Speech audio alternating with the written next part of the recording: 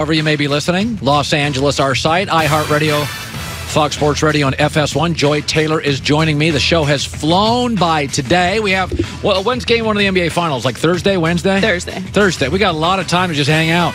Just hang out and talk about stuff. But today's not a day for us to take off. There's too many things to talk about. I will say this. Let me just give me a minute on this.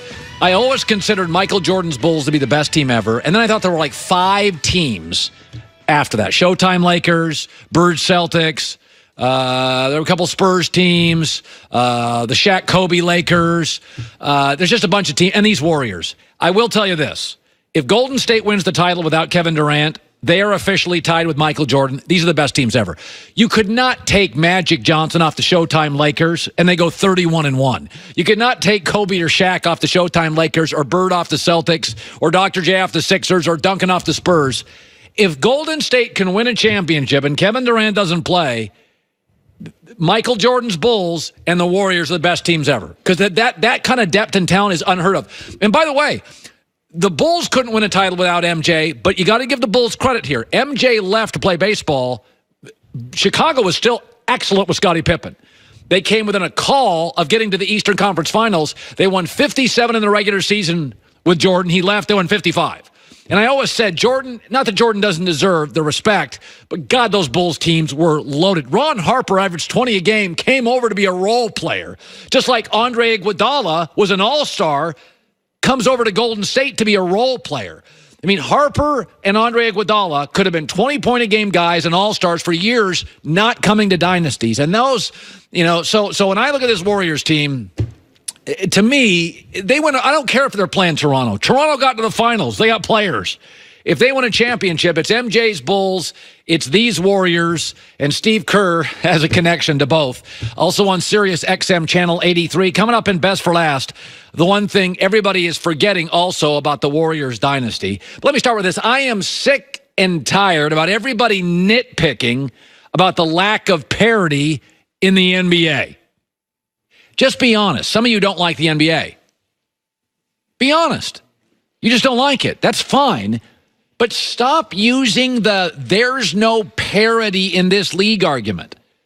The final 4 teams were a team from Canada, small market Portland, small market Milwaukee. That's not parity? If you love college football, want to make a bet, Alabama Clemson play for the championship. Again.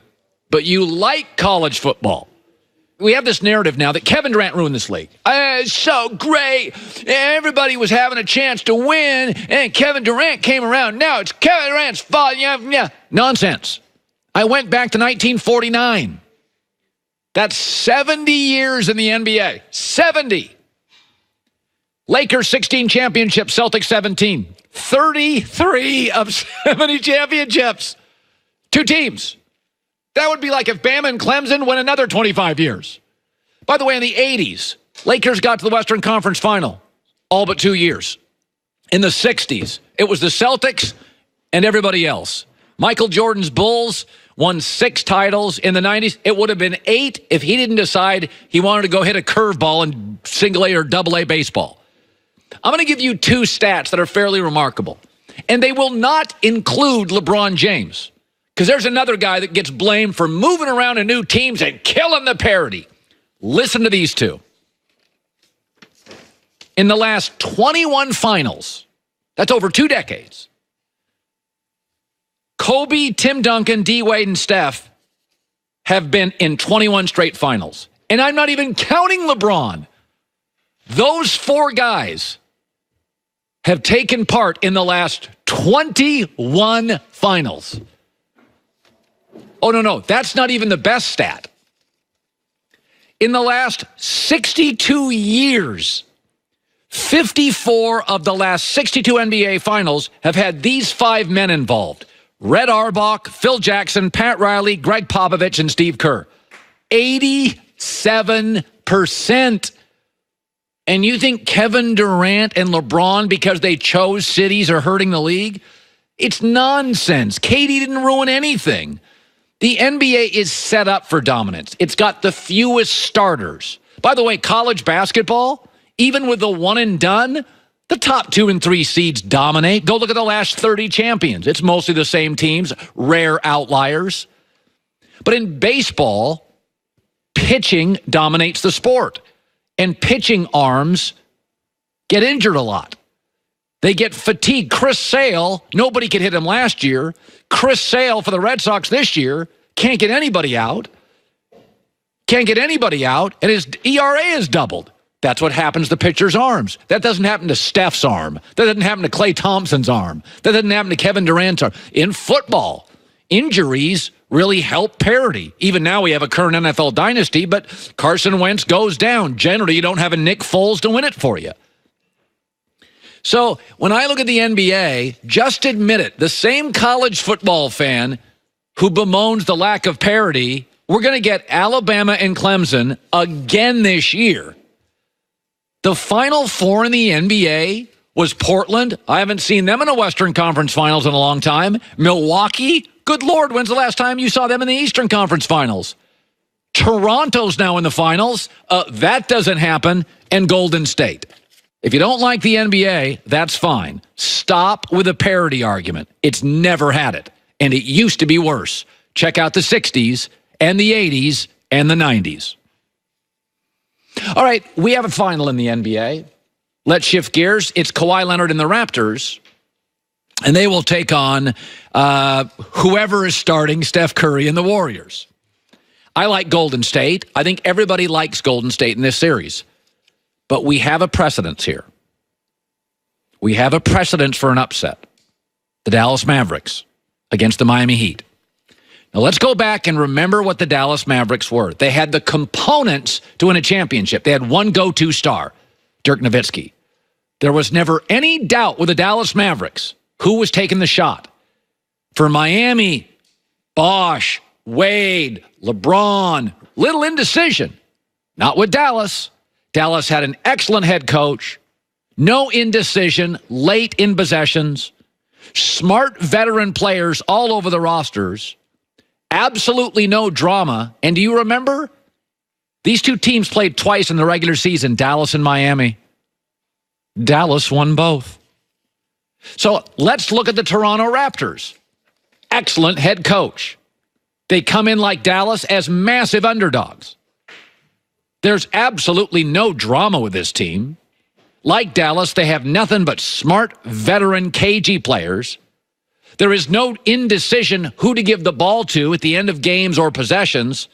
And oh, by the way, they played the Warriors twice this year in the regular season. Oh, and they won both. We have a precedent. These are the Dallas Mavericks. Now, I'll still take Golden State. But don't kid yourself. Talent doesn't always win in this league. Dallas, like these Raptors, one star, good coach, lots of veterans, the star with no indecision, late possessions, had beaten him in the regular season. And that Dallas team had Jason Kidd and Tyson Chandler and Sean Marion and all these veterans. And this team's got Mark Gasol. They got him at the trading deadline. It's Kyle Lowry. It's Serge Ibaka. It's Danny Green. By the way, Vegas heavily favors the Warriors, but they do expect a 6-game series. And I expect a 5 to a 6-game series. Now, here's something else these Raptors have in common with the Dallas Mavericks. And right now, a Raptor fan watching me is like, hey, Colin's on our side. He likes us. Well, here's the problem. When Dallas won that championship, nobody talked about it outside of Dallas. Because that was all about LeBron winning his first title or LeBron losing a championship. And if Toronto wins this series, remember, all champions are not equally interesting. If Toronto wins this championship, it is not going to be about the Raptors. It's going to be about Golden State either wins the title, another one, or they gagged as a heavy favorite.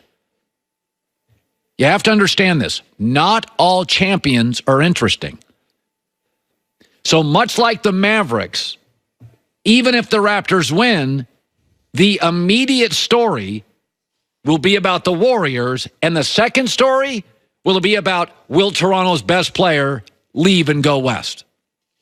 But you won't care. You'll be in Canada. You'll have won. Then you'll start rebuilding. But there is a precedent for this, and I do think we'll have a feisty series because the Mavericks and the Raptors have several components necessary to make it interesting.